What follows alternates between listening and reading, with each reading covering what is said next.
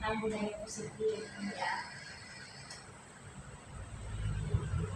Nah, yang pertama di sini tentunya kita harus tahu dulu ya Ibu Bapak mengenai definisi budaya positif. Budaya positif itu merupakan suatu konsep yang mengacu pada pola perilaku, nilai atau norma dan sikap yang mendukung pertumbuhan juga perkembangan suatu individu atau kelompok. Disiplin positif juga dapat menumbuhkan sikap disiplin yang didorong dalam diri murid tanpa hukuman atau hadiah. Nah, maksudnya di sini, jadi dari budaya positif itu ternyata ada yang namanya disiplin positif. Disiplin positif ini tercipta atau muncul dari dalam diri kita sendiri, tanpa ada paksaan, tanpa ada tanpa ada dorongan gitu ya, dorongan dari orang lain. Di sini juga disiplin positif itu jadi didorong dalam diri murid tanpa ada hukuman. Maksudnya, jadi di mana kita sedang menjalankan suatu disiplin yang positif, itu tidak ada hukuman yang berlaku pada suatu individu. Misalnya kalau kita melanggar suatu peraturan atau apa, hukumannya itu tidak begitu memberatkan gitu, mungkin hanya sekedar teguran saja. Terus tidak mendapatkan hadiah juga ya, misalnya kalau kita mentaati peraturan lalu lintas, itu kan tidak mungkin ada hadiahnya ya, tapi itu terdorong dari dalam diri kita sendiri ya. Selanjutnya di sini ada peran dalam menciptakan budaya positif di lingkungan sekolah dulu. Nah, kalau di lingkungan sekolah ini dapat diwujudkan dalam konsep seperti disiplin positif yang sebelumnya tadi sudah saya jelaskan, yaitu sesuai dengan bentuk, motivasi, posisi kontrol restitusi, keyakinan kelas, dan segitiga restitusi dalam menyelesaikan suatu permasalahan. Jadi, budaya positif di sekolah ini dapat dibentuk dari keempat posisi kontrol ini. Tadi kan bentuk motivasinya seperti apa, jadi kita itu memberikan suatu motivasi atau dorongan kepada peserta didik agar dapat berperilaku lebih baik lagi gitu ya. Terus di sini posisi kontrol restitusi itu gimana kalau misalnya kita peserta didik mendapatkan suatu permasalahan atau mendapatkan suatu persoalan di sekolahnya, misalnya berantem dengan temannya atau apa. Nah, di sini kita membantu anak untuk dapat mempertanggungjawabkan apa yang telah dia lakukan. Ini berhubungan dengan segitiga restitusi. Terus keyakinan kelasnya itu seperti, kalau keyakinan kelas itu seperti membuat peraturan di sekolah atau di kelas. Contohnya, keyakinan kelas ini disepakati dan juga dilakukan oleh seorang guru dan juga anak-anaknya. Selanjutnya di sini ada peran dalam menciptakan budaya positif di lingkungan masyarakat. Tadi kan di lingkungan sekolah, sekarang di lingkungan masyarakatnya, yaitu menumbuh kembangkan sikap bergotong royong, mampu melakukan kegiatan secara bersama-sama sehingga tercipta kolaborasi yang baik, adanya rasa peduli satu sama lain. Kalau di lingkungan masyarakat, tentunya kita harus berbaur dengan masyarakat sekitar ya.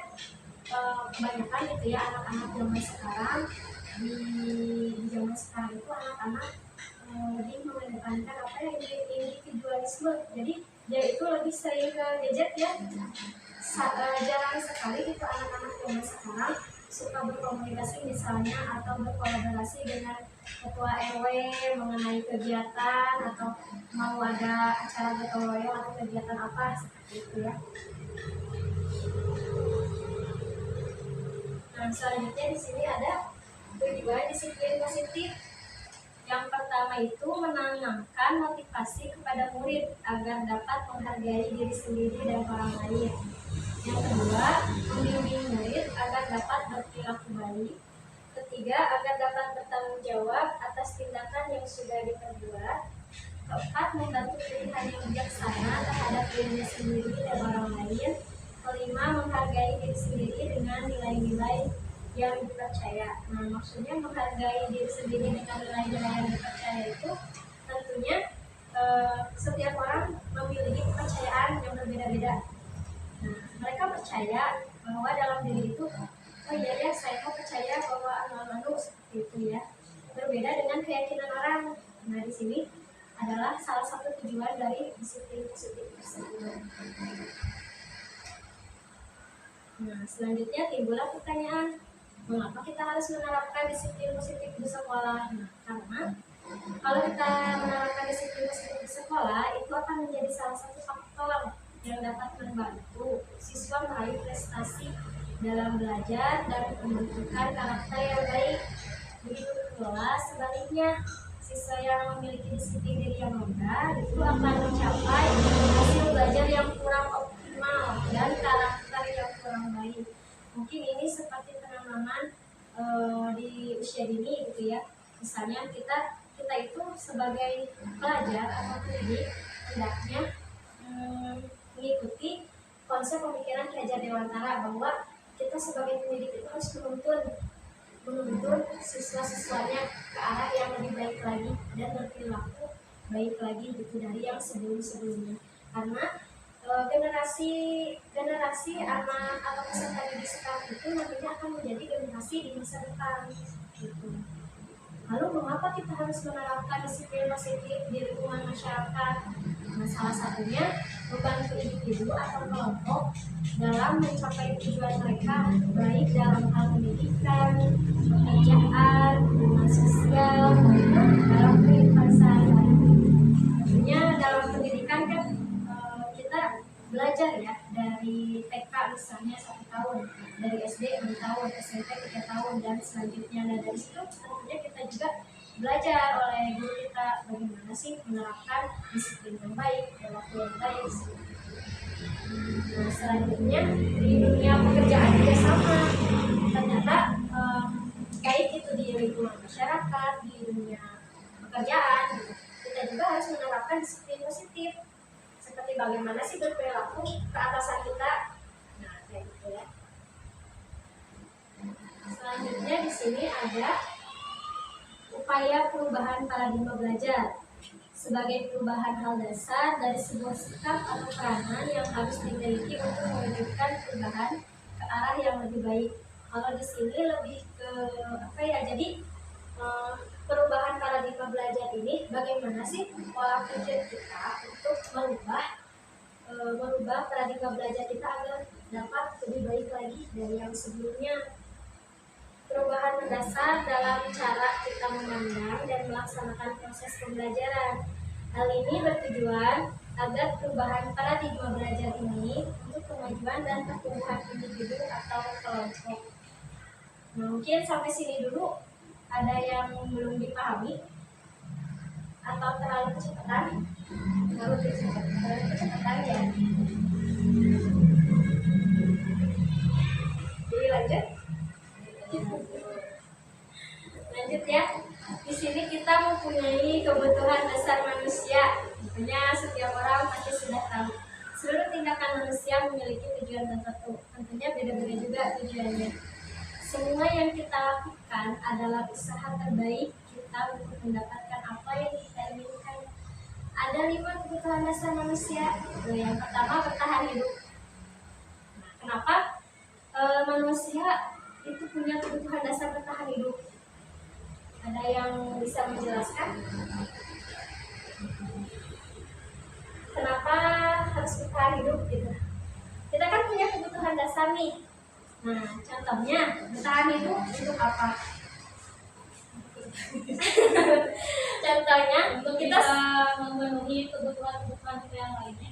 Ya betul. Jadi kebutuhan dasar manusia itu untuk bertahan hidup salah satunya kita butuh makan. Kalau nggak makan mati ya. Kita butuh makan. Kebutuhan dasar manusia yang pertama bertahan hidup itu kita butuh makan. Selain makan, minum. Ada lagi? Pendidikan. Ini pakaian ya. Kita kan butuh pakaian. Terus? Iya. Bisa itu kebutuhan hidup untuk kebutuhan manusia untuk bertahan hidup ya. Bebas. Tentunya setiap orang mempunyai kebutuhan dasar yang berbeda-beda gitu ya untuk bertahan hidup. Selanjutnya ada kesenangan. Contoh contohnya? Shopping. Nah, shopping, healing, jalan-jalan ya. Itu salah satu kebutuhan dasar manusia mengenai kesenangan. Jalan-jalan, healing, terus tentunya kita perlu tertawa ya, biar gak stres. Selain kesenangan ya, ada kebebasan. Contohnya apa kebebasan? Kebebasan Bebas untuk berpendapat. Bebas berpendapat.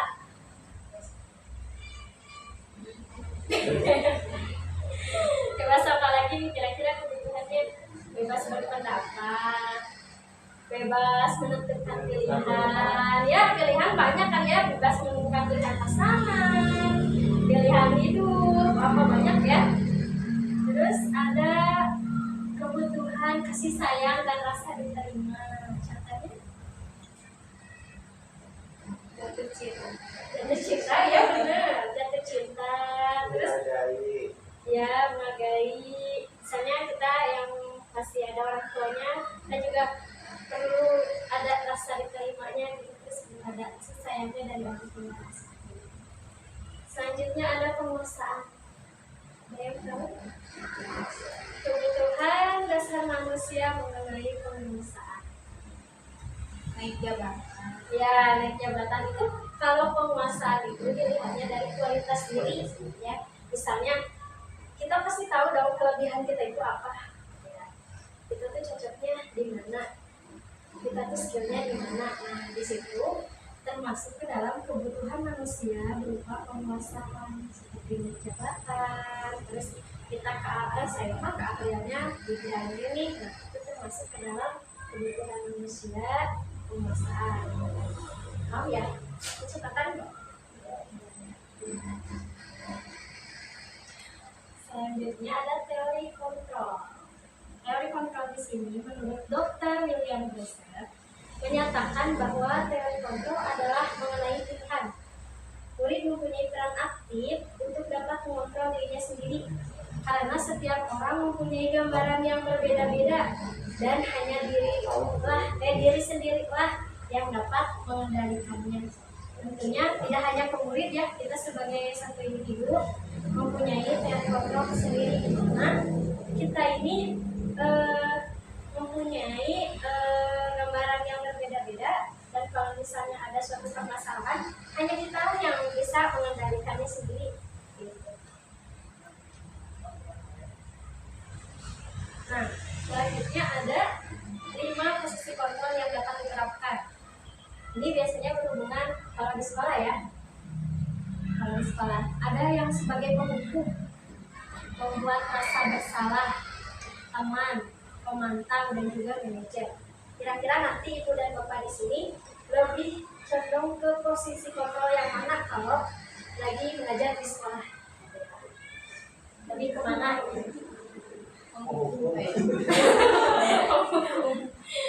Nah, ini penjelasannya ya, kalau penghukum itu selalu menggunakan hukuman fisik atau baik itu verbal maupun non verbal gitu. Terus senantiasa mengatakan bahwa sekolah itu memerlukan sistem yang dapat lebih menekan murid-murid lebih dalam lagi gitu. Jadi kalau cara sederhana mungkin kita guru itu gitu ya.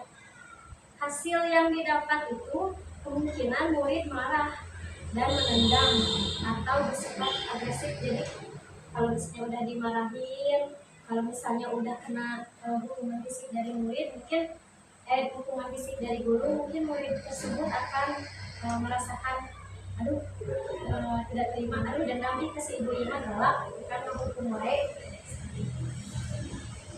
Dari penghukum ini ada yang mau ditanyain nggak? Nah, kira-kira ibu-ibu di sini ada yang penghukum?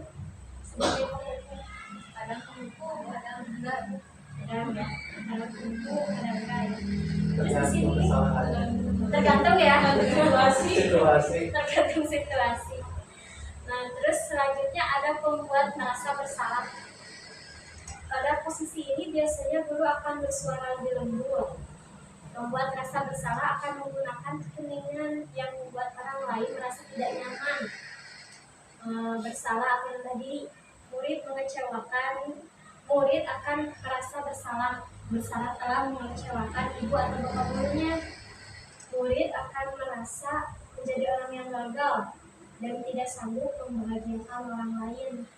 Nah, terus kadangkala sikap seperti ini lebih berbahaya dari sikap pendukung. Oh, ternyata ini lebih berbahaya nih daripada sikap pendukung, karena emosi yang tertanam dapat menahan perasaan murid. Kalau membuat murid merasa bersalah tuh, jadi seorang murid itu kayak memancing gitu. Kamu udah buat seperti ini ya, misalnya kamu salah ya. Nah, jadi membuat murid itu semakin bersalah, tertekan gitu kan ya. Nanti akan merepot juga, ternyata lebih buruk daripada pendukung. Kalau menurut teori William, tapi ini nanti dikembalikan lagi ke diri kita masing-masing. Nah, di sini ada yang posisi kontrolnya sebagai teman pada murid. Ternyata guru pada posisi ini tidak akan menyakiti murid ya, namun akan tetap berupaya mengontrol murid melalui persuasi, nada ramah, sikap, terus akrab, bercanda. Hasilnya murid akan merasa senang dan akrab dengan guru. Tapi bahaya juga ya kalau misalnya posisi kita terlalu dekat dengan murid, nanti bisa jadi muridnya tuh kadang tidak sopan, mengejek pada gurunya, seperti itu. Jadi harus ada batasannya ya. Kita jadi terurut kalau kata guru itu sopan gitu. Nah, selanjutnya ada sebagai pemantau. Kalau pemantau di sini itu intinya mah jadi peraturan dan konsekuensi ini diterapkan. Jadi menggunakan sanksi konsekuensi kita dapat memisahkan hubungan pribadi kita dengan murid. Hasilnya murid memahami konsekuensi yang harus dijalankan karena telah melanggar salah satu peraturan sekolah. Contohnya ada satu murid, dia telat masuk kelas. Nah, di situ kita bertanya, mengingatkan, kamu ingat kan peraturan yang sudah kita buat? Kalau misalnya telat ke kelas sama 5 menit, kesepakatan atau konsekuensi yang telah kita sepakati gitu. Misalnya menulis kalimat saya tidak akan mengulangi kesalahan saya lagi, atau saya tidak akan terlambat lagi masuk ke kelas, 1 lembar harus menulis. Nah, itu salah satu contoh dari pemantau. Selanjutnya ada manajer. Kalau manajer ini, posisi guru ini berbuat sesuatu bersama murid, mempersilahkan murid untuk mempertanggungjawabkan perilakunya atau suatu permasalahannya. Di posisi ini, murid menjadi pribadi yang lebih merdeka dan bertanggung jawab atas perilaku dan juga sikap yang sudah ia lakukan. Kalau posisi manajer ini lebih ke menerapkan sikap percaya diri dan juga tanggung jawab kepada murid. Jadi di mana ada murid yang berbuat kesalahan, di situ gurunya akan memancing gitu, akan bertanya kepada murid seperti ini, kamu sudah berbuat ini ya, nah itu tuh salah atau benar? Kalau misalnya muridnya jawab salah, maka apa kamu lakuin? Itu kan perbuatan yang salah. Terus selanjutnya tindakan apa yang akan kamu lakukan kalau tindakan itu salah? Misalnya aku harus minta maaf, aku harus memperbaiki situasi tersebut. Itu adalah posisi kita guru sebagai manajer. Nah, kira-kira di sini ada nggak yang sebagai manajer? Ada ya. Sebenarnya kita tuh sering gitu ya menerapkan 5 posisi kontrol ini, namun secara tidak sadar ternyata ini tuh namanya kesini memantau masuknya ke manajer atau ke pemimpin gitu. Jadi sering ya, cuman kita tanpa sadar aja ternyata ini masuk ke dalam teori ini.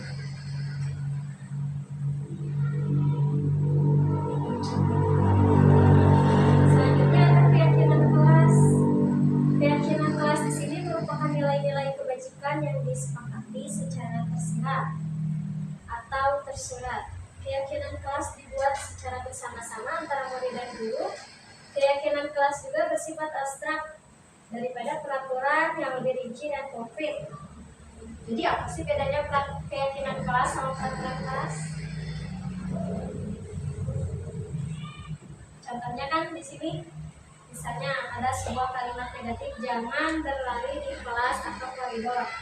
Ini termasuk ke dalam kalimat negatifnya. Kalau di keyakinan kelas, ubah kata jangannya itu silakan. Jadi diubah lebih ke kalimat positifnya, berjalan di kelas atau koridor. Lebih ke intinya, ke perintahnya harus berjalan di kelas atau koridor. Menghilangkan kata awalannya yang tidak boleh atau jangan. Seperti itu kayak keyakinan kelas. Dapat dibedakan peraturan kelas sama keyakinan kelas.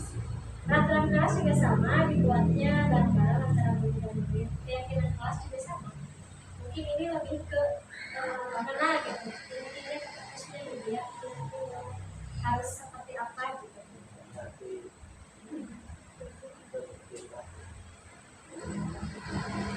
Sedikit lagi ya, ada di sini segitiga restitusi. Kalau segitiga restitusi ini biasanya lebih diterapkan oleh posisi kontrol manajer, di mana segitiga restitusi ini ada 3 tahapan, nanti ada gambarnya. Nah, dari dasar segitiga restitusi ini bertujuan untuk mengubah identitas anak dari orang yang gagal melakukan kesalahan menjadi orang yang sukses. Contohnya, contoh kalimat yang digunakannya yang tadi, misalnya seorang siswa gagal menjalankan tes nasional apa akademik apa. Nah, kita pancing dengan kalimat tematik yaitu gak apa-apa kok, tidak apa-apa, manusia itu tidak ada yang sempurna. Saya juga pernah mengalami kesalahan seperti itu, contohnya kayak gitu. Nanti di sini muridnya akan berpikir, oh iya ya, nggak apa-apa, gagal juga, mungkin nanti bisa cukup. Jadi tanpa mengatakan semangat murid tersebut.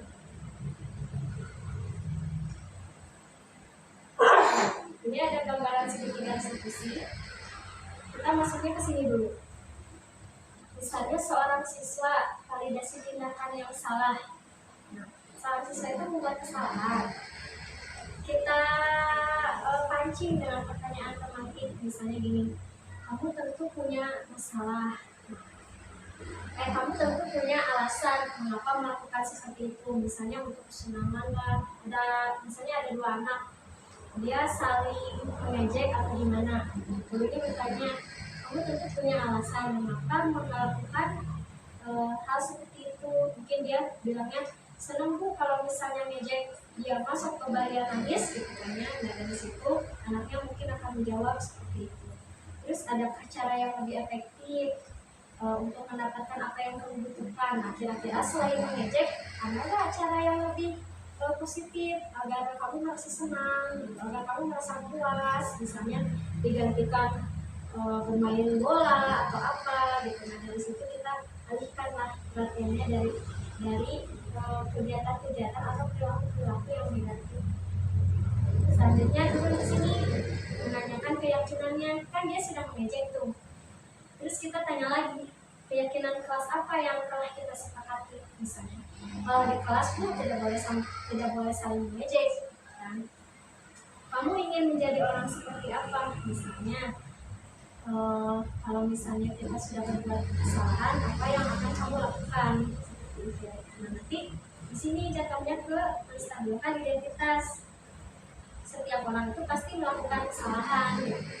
Apakah kamu dapat memperbaiki kesalahan kamu misalnya?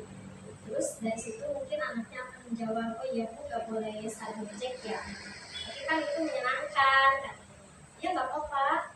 Tapi coba cari hal-hal menyenangkan lainnya yang bersifat positif. Jangan sampai merugikan orang lain. Itu kan salah satunya merugikan orang lain. Nah, tadi kan penjelasannya sudah ya. Sekarang coba kita diskusi ya. Di sini lihatlah daftar peraturan di bawah ini, kemudian apakah termasuk ke dalam keyakinan kelas atau nilai kebajikan. Keyakinan kelas itu kan dibuatnya bareng-bareng ya. Kalau nilai kebajikan, nilai kebajikan juga sebenarnya sama, tetapi nilai kebajikan ini lebih bersifatnya umum gitu ya, lebih bersifatnya umum kayak sudah ada gitu di suatu peraturan atau di suatu masyarakat yang sudah diterapkan. Ya contohnya hal-hal yang bernilai positif. Ini kembalikan barang ke tempatnya itu maksudnya ke keyakinan kelas atau ke nilai kebajikan? Kebajikan? Kebajikan atau keyakinan kelas? Kembalikan barang ke tempatnya. Kenapa kebajikan? Soalnya kan kalau begitu itu kan kembalikan barang ke tempatnya. Bisa aja nggak di lingkungan sekolah, bisa juga di lingkungan umum, misalkan fasilitas atau apa, kolam renang kayak atau apa. Nah iya betul ya. Jadi kita kembalikan dulu konsepnya, ini lagi di sekolah atau di luar gitu kan ya. Kalau misalnya masuknya di sekolah itu masuk ke keyakinan kelas karena ini sudah disepakati bersama gitu. Kalau misalnya ini masuknya ke luar lingkungan masyarakat, ini masuknya ke nilai kebajikan. Nah gitu ya, berarti udah pada paham. Yang kedua, dilarang mengganggu orang lain, maksudnya kan keyakinan nilai kebajikan.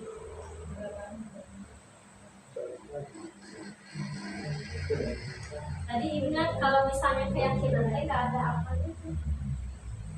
Nggak ada kata Nggak dilarang. ada kata negatifnya. Berarti ini masuknya ke nilai kebajikan ya. Kalau keyakinan kurang karena di sini ada dilarang, kata dilarang.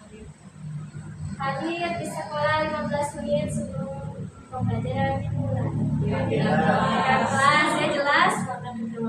Dilarang melakukan kekerasan, kebajikan ya. Bergantian atau mengundur giliran. Kebajikan? Kenapa? Bisa di masyarakat. Oh, bisa di masyarakat juga ya. Kalau misalnya di sekolah itu masuknya ke keyakinan kelas ya karena sudah disepakati bersama. Ini juga sama sih. Kalau misalnya di lingkungan masyarakat itu masuknya ke nilai kebajikan. Gunakan masker.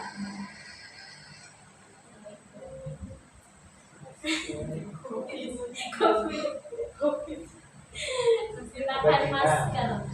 Kebajikan, kenapa kebajikan? Karena di lingkungan masyarakat ini sama ibaratnya di tempat-tempat tertentu. Kalau konsepnya kayak di rumah sakit itu kan harus menggunakan masker. Iya. Itu kan di tempat umum gitu. Bisa dibilang tempat umum cuma lingkungannya yang berbeda. Lingkungannya yang berbeda. Bisa seperti itu. Tentunya di sini kita bukan mencari benar atau salahnya ya. Kita saling koreksi, saling berpendapat ya. Yang terakhir berjalan di koridor kelas. Keyakinan kelas ya. Tadi udah jelas disampaikan di bagian keyakinan kelas. Oke, bahasanya mungkin cukup sekian. Barangkali ibu-ibu atau pak ada yang kita sharing aja di sini. Saya juga di sini masih belajar. Kita sharing aja mengenai disiplin positif, peraturan kelas. Boleh ada yang mau misalnya mengungkapkan kalau di sekolah pakai posisi kontrol apa? Kan tadi ada 5 ya posisi kontrolnya. Teman tahu kayak gitu.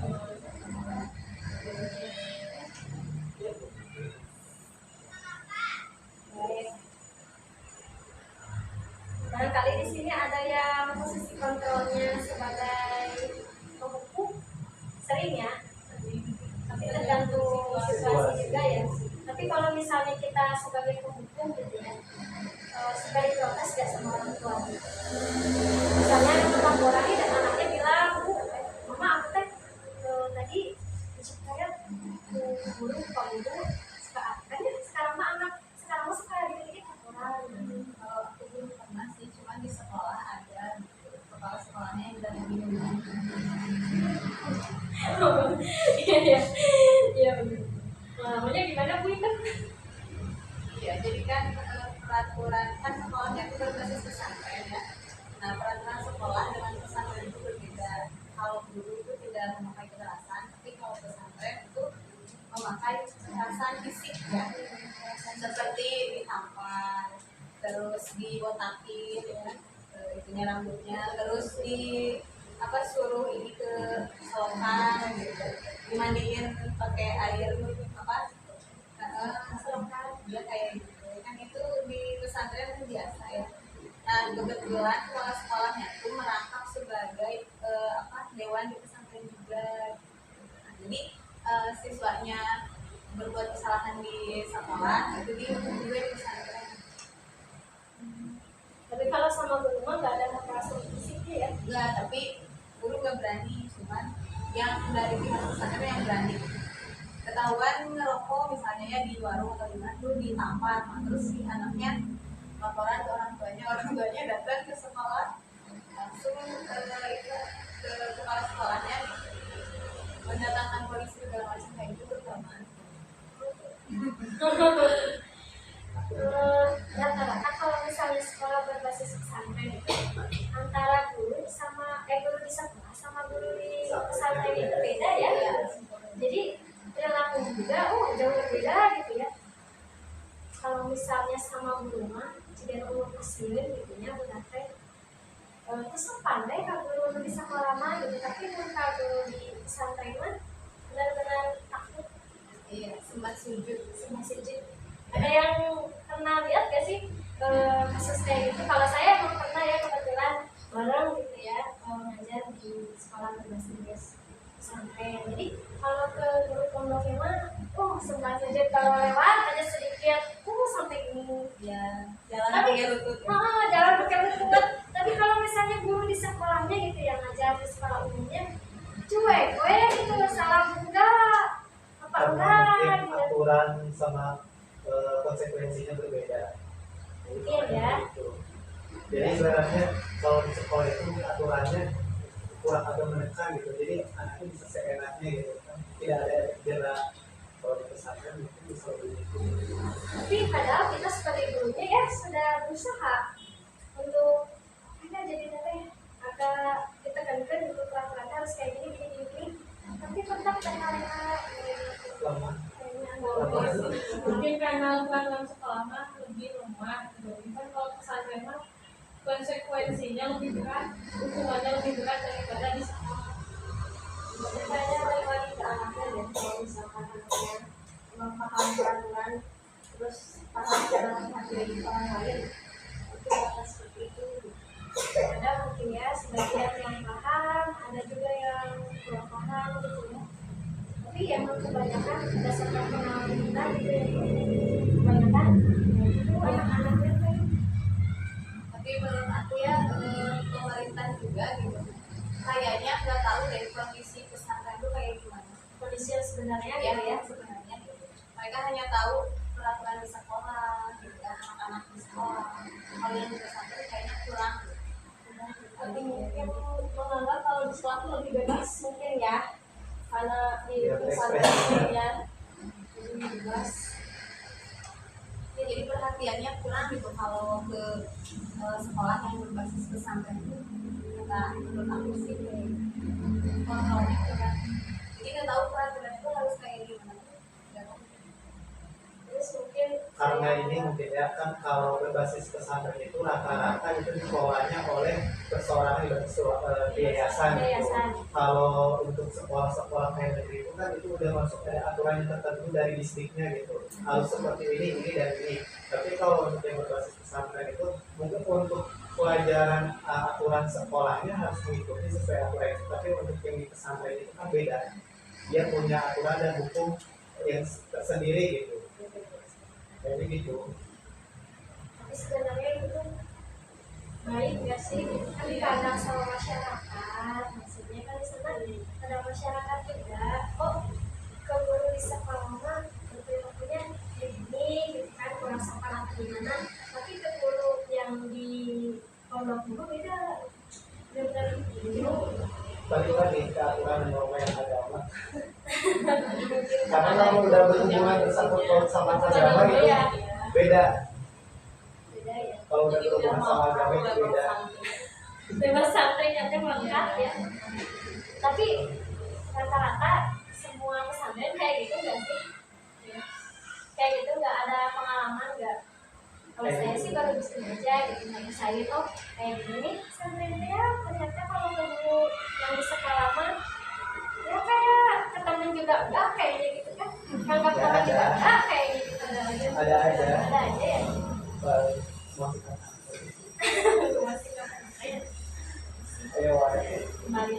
Terus mengenai hubungan-hubungan yang ada di pesantren itu, nah apakah itu baik atau tidak gitu kan? Tentunya mungkin dari awal orang tua memasukkan anaknya ke pesantren ada kesepakatan mungkin ya. Misalnya kalau anaknya berbuat ini saya hukum ya, dicukur atau disuruh mandi di mana gitu kan, di air yang kotor atau di mana, mungkin itu sudah kesepakatan ya. Tapi kalau menurut kita nih sebagai pendidik gimana tanggapannya? Sebagai orang yang rasional. Iya, tapi umum ya kita kalau mereka kan mungkin gitu kan ya berpikirnya ke agama, lebih ke agamanya ya, lebih ke apa ya, agamisnya gitu. Dan ini harus gini istilahnya mah dan dunia pendidikan mah gak terlalu penting gitu kan. Yang penting mah dunia akhirat katanya gitu kan, karena suka berpikiran kayak gitu ya kalau di pesantren.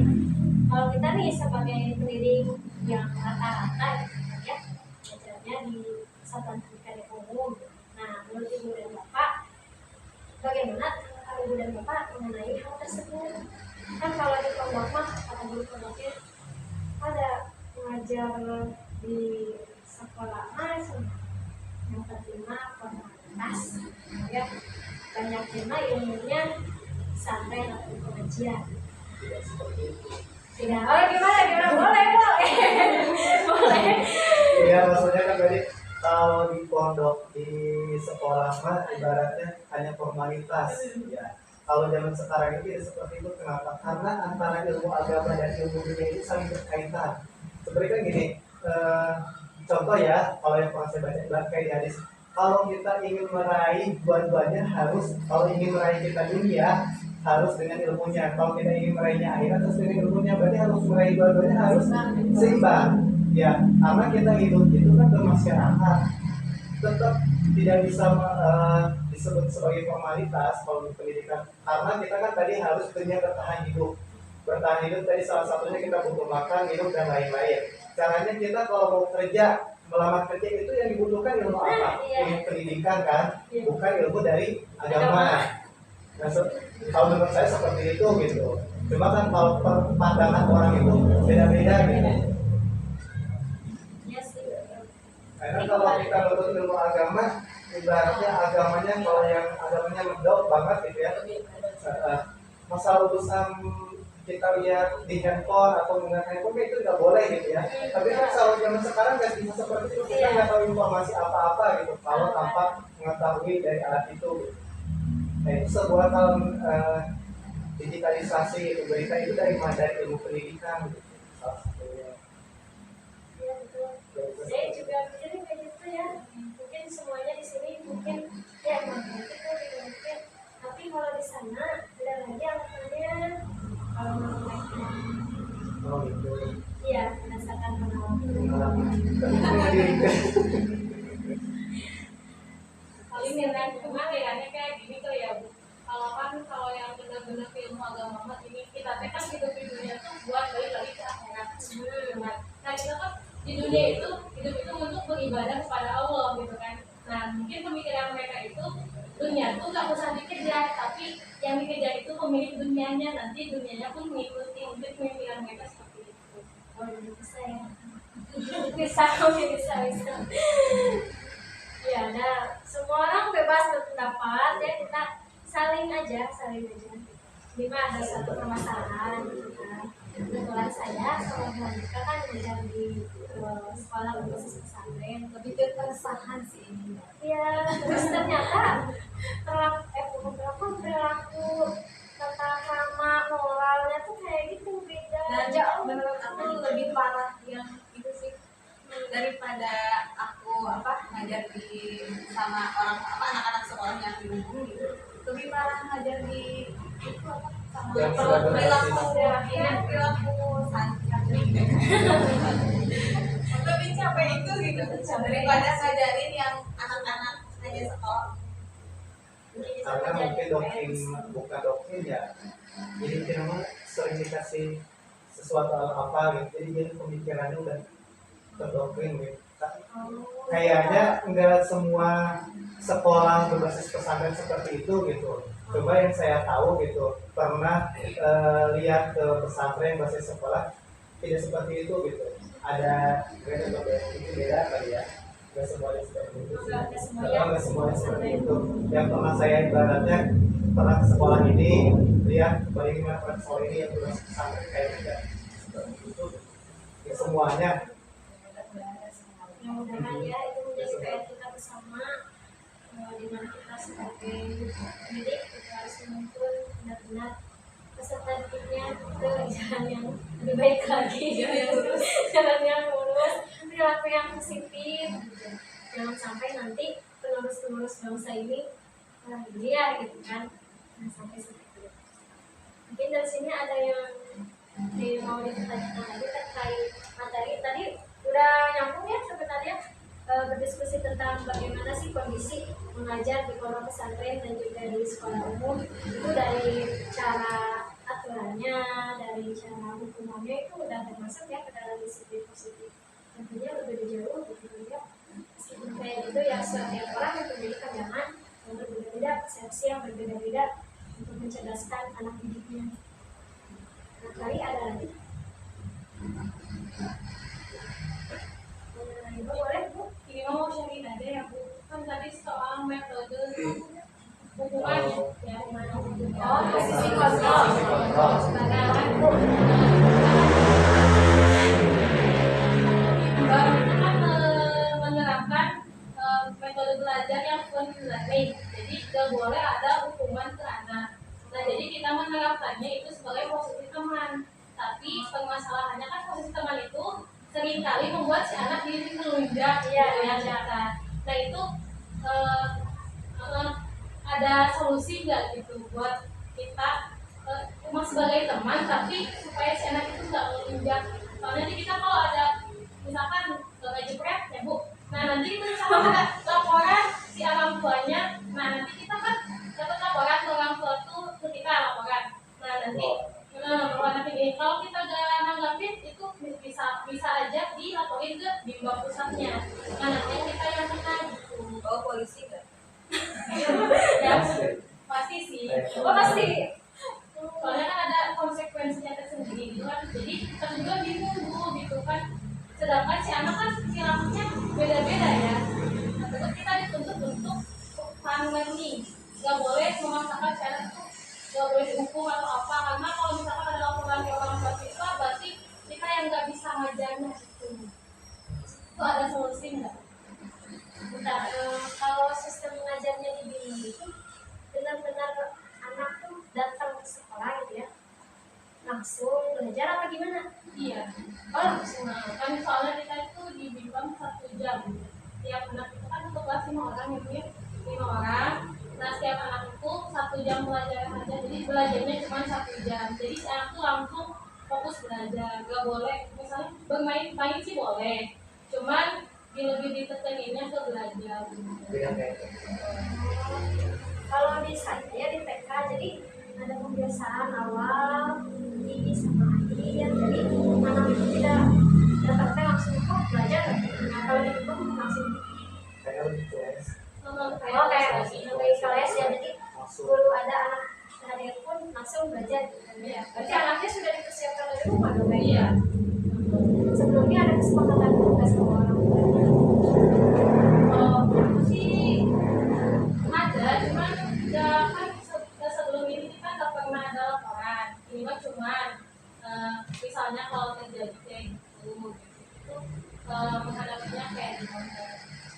Kalau sudah terjadi.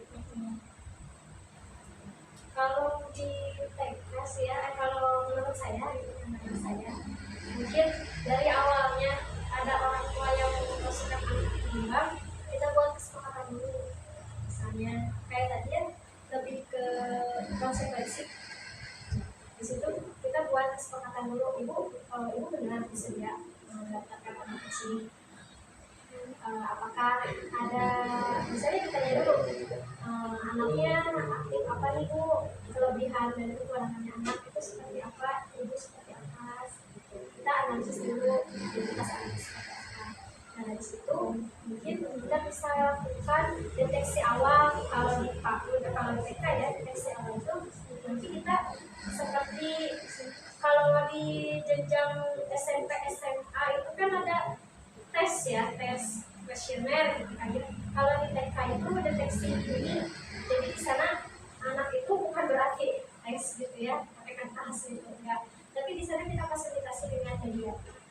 Kita di sana cari tahu identifikasi ya, senangnya kemana nih. Nah, di situ kita mengumpulkan strategi-strateginya, pembelajarannya harus seperti apa. Kalaupun nanti anak itu misalnya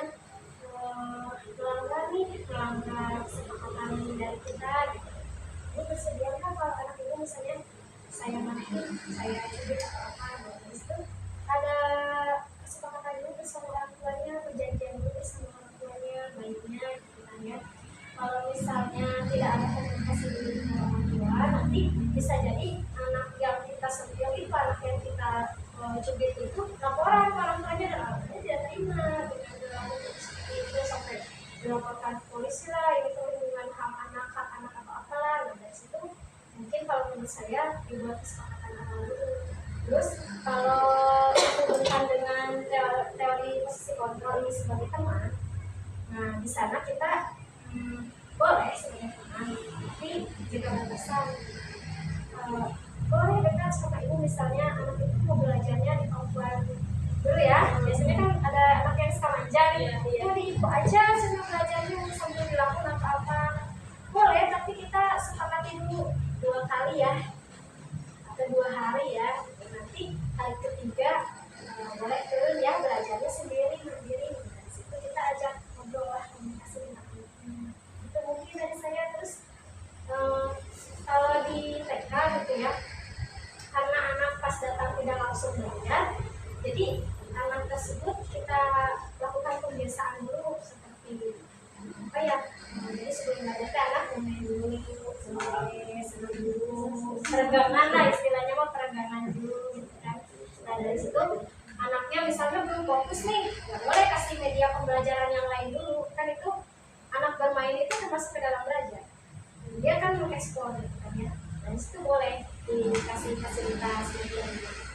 Nah kalau sudah benar-benar fokus, kita buat kesepakatan lagi, udah ya mainnya atau 2 menit lagi ya, nah sini kita fokus belajar.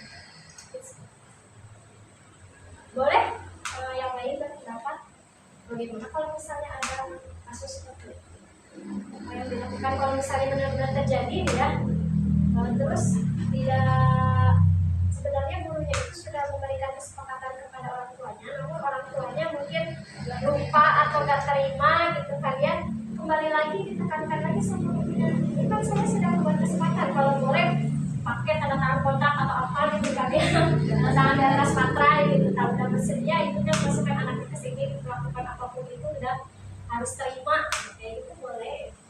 Ada lagi mungkin yang mau berpendapat selain yang tadi itu maksudnya sampai dilapor polisi, tapi gimana? Tidak ada perlindungan yang buat itu. Dari pemerintah mungkin ya. Dari pemerintah. Cuma kalau ada aturan perlindungan kan, bagaimana apa yang harus dilakukan biar warga itu tidak sembarangan. Ya udah mau nanya kecil ya. Jadi ingat film ini yang pernah dimasukin ke bioskop sampai bulunya tuh dikeluarin dari sekolah. Film apa sih? Lupa, ada dah film yang itu mah benar-benar muridnya tuh nggak terima, sampai bulunya tuh benar-benar keluarin dari sekolah. Nggak ada ya, nggak ada perlindungan banget dari rekan-rekan sejawatnya aja gitu. Nggak sanggup gitu buat melindungi. Padahal sebenarnya salah. Karena kan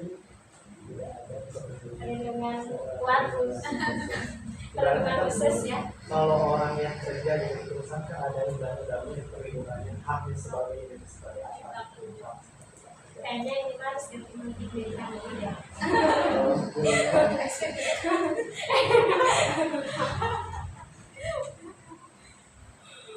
Ya ada lagi barangkali. Emang bener sih perlindungan diri, bener dalam kecil kerjanya wow ya. ya Habis ini demo. demo Materi perlindungan guru. perlindungan guru, ya. Guru tadi jemput benar-benar mencerdaskan anak bangsa sampai juga tiada henti-hentinya untuk belajar berbagai program di sama pemerintah, tapi kurangnya kurang tentunya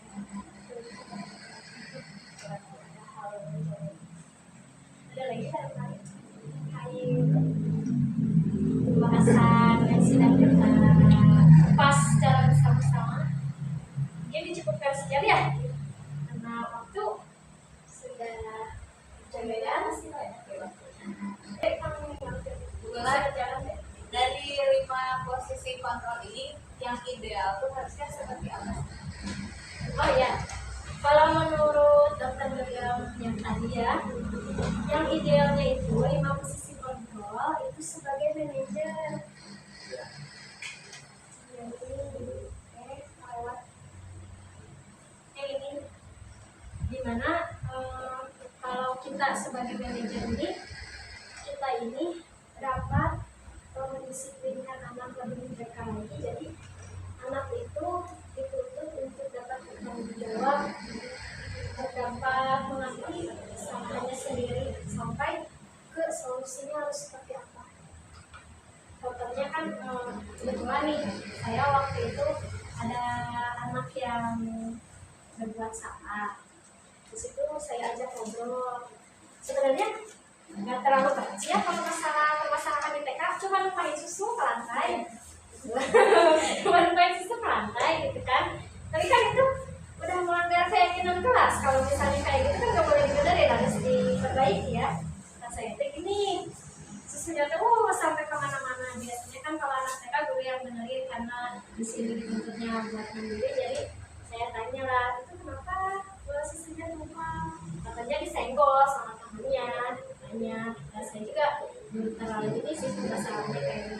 Disenggol tapi itu susu milik dia, disenggol sama temennya, susunya itu jadi tertumpah. Nah dari situ dia tuh nggak merasa bersalah, dan bukan sama aku tumpahnya katanya. Jadi dibiarin susu teh tumpah sampai ke pincakan, sampai ke lantai aja. Terus dari situ nanti kan itu susunya punya kamu, kira-kira siapa yang udah ini bu disebutin bu.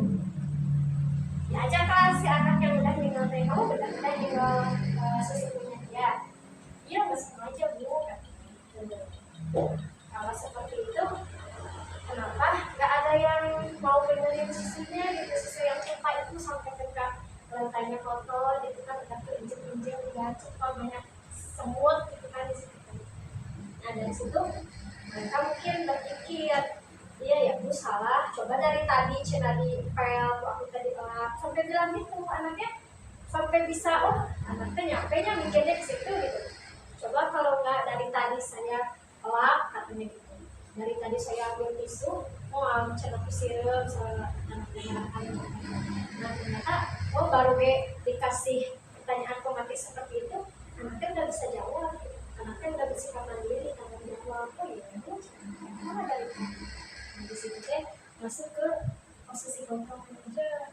Baiknya ketika kita sebagai guru menerapkan posisi kontrol manajer. Jadi sebagai teman tidak terlalu kita lihat menghukum juga jarang gitu. Memantau mungkin hanya beberapa aturan yang harus dipatuhi seperti itu. Jadi baik memang manajer, karena tadi menerapkan segitiga institusi yang tadi. Nanti jadi bisa lebih hadir dan bisa lebih membuat proses permasalahan itu lain. Tapi sekolah masih itu ya, masih sebagai penghukum gitu ya. Kalau misalnya nih di SMP 1 ya, kalau nggak pakai dasi, nggak pakai salib atau nggak pakai atribut, itu suka ada hukuman, misalnya push up atau apa namanya squat jam kayak gitu ya. Nah itu gimana gitu kalau misalnya dipakai yang posisi sebagai manajer, kayaknya susah gitu. Ya sih, jadi nggak mungkin kan kalau misalnya dasinya nggak ke bawah, lalu coba apa yang harus kamu lakukan, misalnya balik lagi gitu kan, balik lagi kamu mabuk buat ambil habis waktunya karena sekolah belajar gitu kan, itu mah kembali Situasi lagi, kali ya. kita kembali lagi ke situasinya, kondisi sekolahnya mau seperti apa. Mungkin bagi mereka dengan hal tersebut anak bisa lebih apa ya, bisa lebih mematuhi peraturan yang berlaku, bisa lebih kasihin lah cek apa gitu kan, daripada terbawa gitu kan, daripada melakukan itu udah menaati peraturan terus dihukum yang mending itu mungkin tergantung ke sekolahnya masing-masing. Cocoknya nih misalnya kalau di jenjang yang lebih tinggi itu kan ya, kalau misalnya pakai manajer mah emang capek emang capek gitu kan ya. Cocoknya mungkin ini di jenjang SD, TK, SMP mungkin sebagian, tapi kalau udah ke jenjang yang lebih tinggi mah asa emang ya kurang gitu, emang capek kita lagi ngomong lagi sampai udah hese Karena kan dia susah. situasi kakak pun kan beda, ada yang memang harus dikasih atensi, kasih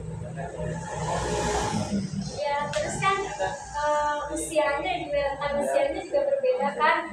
Namun misalnya nih kita menerapkan posisi manajer ke anak sekolah SMA, ngobrol gitu kan tentang anak, kemudian kata muridnya teh mungkin bakal pikir ya sih itu kamu sih gitu kan ya, ini gaje seperti apa sih nanti kita namanya itu kepo, pasti kayak gitu. Kalau misalnya usianya udah gimana ya beda.